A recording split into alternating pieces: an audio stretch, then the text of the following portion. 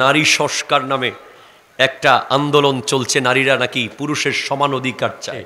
আমি স্পষ্ট বলতে চাই, শাহজালালের বাংলাদেশে, শাহপরানের বাংলাদেশে ৯৮% মুসলমানের বাংলাদেশে কোরআন সুন্নাহর বাইরে কোনো সংস্কার হলে এদেশের মানুষ সেই সংস্কার কোনোদিন মানবে না।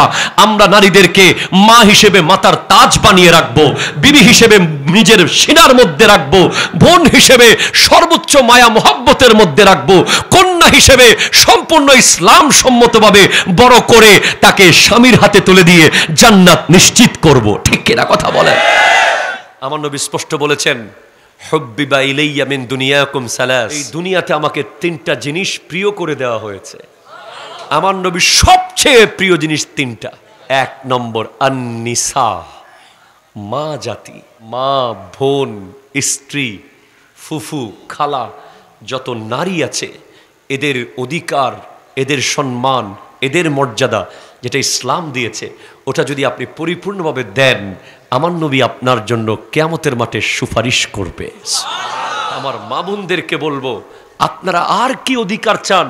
গোটা দুনিয়ার সমস্ত পুরুষের বেহেশত হলো একটা নারীর পায়ের নিচে, যেই পাটা ফাটা ফাটা, কালো কালো, চুলায় কাজ করতে করতে ফেটে গেছে, ঘরের কাজ করতে করতে কালো হয়ে গেছে, বহুদিন কোনো ভ্যাসলিন দেওয়া হয় নাই, কোনো ধরনের ওষুধ খাওয়ার সুযোগ হয় নাই, সেই মা যার পায়ের নিচে আপনি মুহাদ্দিসের জান্নাত, মুফতির জান্নাত, মুফাসসিরের জান্নাত, প্রেসিডেন্টের জান্নাত, ভিসির জান্নাত, পিএইচডি হোল্ডারের জান্নাত, সুপ্রিম কোর্টের সর্বোচ্চ বিচারপতির জান্নাতও তার মায়ের পায়ের নিচে। ঠিক কিনা কথা?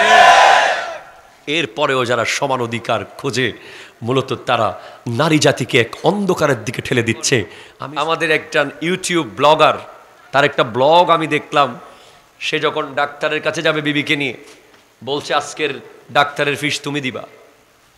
কই কিল্লাই? কই কারণ সমান অধিকার না, গতকাল আমি দিছি, আজকে তুমি দিবা। এরপরে একজন বাবা মাকে এনে বোনের বাড়িতে দিয়ে গেছে, কয় আজকে থেকে 6 মাস বাপ মারে তুই ফালবি। কই কেন? কই 6 মাস আমি, 6 মাস তুই, সমান অধিকার না? অধিকার যখন সমান, পরিশ্রমও, টাকাও, সম্পদও সমান, তাহলে পরিশ্রমও সমান। ঠিক কিনা কথা বলেন? এরপরে এইভাবে করে দেখা গেল এক সময় নারী আর পুরুষ কখনো সমান হতে পারে 100% অসম্ভব। বরঞ্চ অনেক জায়গায় খেয়াল করলে অনেক নারী আছে যাদের মর্যাদা কোটি কোটি পুরুষের উপরে। ঠিক কিনা কথা বলেন? একজন খাদিজাতুল কুবরা রাদিয়াল্লাহু তাআলা আনহাকে যদি এক পাল্লায় দেওয়া হয়, গোটা দুনিয়ার বর্তমানে যত পুরুষ আছে সমস্ত পুরুষকে যদি এক পাল্লায় দেওয়া হয়, উম্মুল মুমিনিন খাদিজাতুল কুবরার পা থেকে ঝরে পড়া ধুলাবালির সমানও হবে না। ঠিক কিনা কথা বলেন? একজন সৈয়দা, তৈয়বা, তাহেরা, জাহেদা, আবেদা, রাকিয়া, সাজেদা ফাতিমাতুজ জাহরা রাদিয়াল্লাহু তাআলা আনহাকে এক পাল্লায় দিলে, দুনিয়ার বর্তমানে সমস্ত পুরুষকে এক পাল্লায় দিলে ওনার মকাম হবে না। নারীদের সৌন্দর্য হলো পর্দায়। ঠিক কিনা কথা বলেন?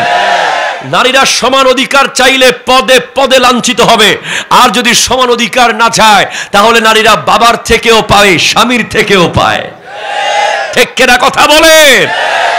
নারী ওই নারী যাকে একজন স্বামী তার প্রাণের প্রিয় বানিয়ে ঘরে সুন্দর করে সাজিয়ে রাখে। অনেক বিবিরা জানে না তার স্বামী কত কষ্ট করে। ঠিক কিনা কথা বলেন? নারী তো বোন, যাকে তার ভাই সারা জীবন মায়া মমতার চাদরে আবৃত করে রাখে। নারী তো মা, যার পায়ের নিচে প্রেসিডেন্টের জান্নাত। ঠিক কিনা কথা বলেন?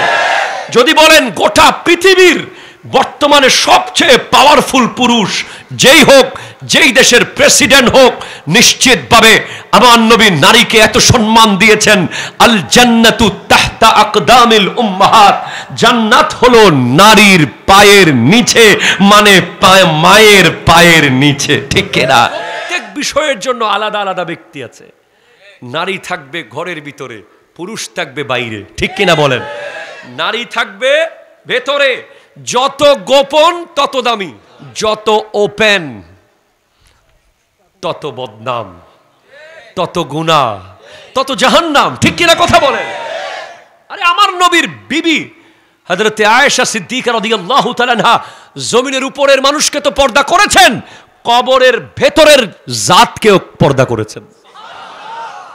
নবীর কন্যা ফাতিমাতুজ জাহরা রাদিয়াল্লাহু তাআলা আনহা পুরুষ দুনিয়ার মানুষকে তো পর্দা করেছেন, আল্লাহর ফেরেশতা আজরাইল আলাইহিস সালামকেও পর্দা করেছেন।